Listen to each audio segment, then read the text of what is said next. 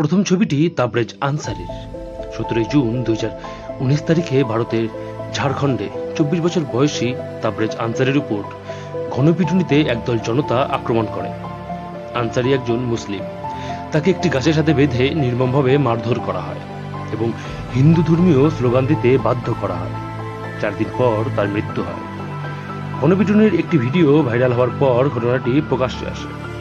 জানি না তাবরেজের অপরাধ কি ছিল, তবে যাই হোক না কেন গণপিটুনিতে তার মৃত্যু নিশ্চয়ই তার যোগ্য বিচার নয়। আর দ্বিতীয়টি, আজ কাশ্মীরের একজন পর্যটকের, যারা সদ্য বিবাহিত জীবনের আনন্দ উপভোগ করতে গেছিলেন, শুধুই নাম জিজ্ঞেস করে তারপর তাকে গুলিবিদ্ধ করা হয়। শুধুই জাতিভেদে তাকে অমানবিক এবং নির্মমভাবে মেরে ফেলা হয়। আপনার কাছে পার্থক্য থাকতেই পারে দুইয়ের মধ্যে, তবে আমার কাছে নেই। দুজনকেই যারা মেরেছে তারা জঘন্য, ইতর এবং মানুষরূপে পশু ছাড়া আর কিছুই নয়। কিন্তু ব্যাপার হলো তাবরেজ মুসলিম হওয়ায় সেদিন আমার খুব পরিচিত কাউকেই সেদিন দেখিনি প্রতিবাদ করতে, কারণ তার মৃত্যুর পেছনে একদল গোঁড়া হিন্দু দল যুক্ত ছিল।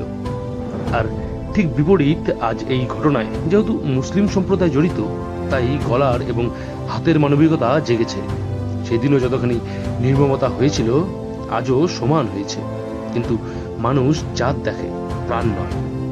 আজকের এই ঘটনার জঘন্য দিকটা সমালোচনা করতে গিয়ে আগেরটা উল্লেখ করার শুধু একটাই উদ্দেশ্য, যে জঙ্গিদের কোনো ধর্ম হয় না, তারা শুধুই জঙ্গি। হিন্দু মুসলিম দাগিয়ে ধর্মকে অপমান করা এবার বন্ধ করুন এবং মনুষ্যত্বকে, মানবিকতাকে জাগিয়ে তুলুন। তবেই দেখবেন আমাদের এই সমাজ এগোবে এবং আমাদের এই দেশ এগোবে। ভালো থাকবেন।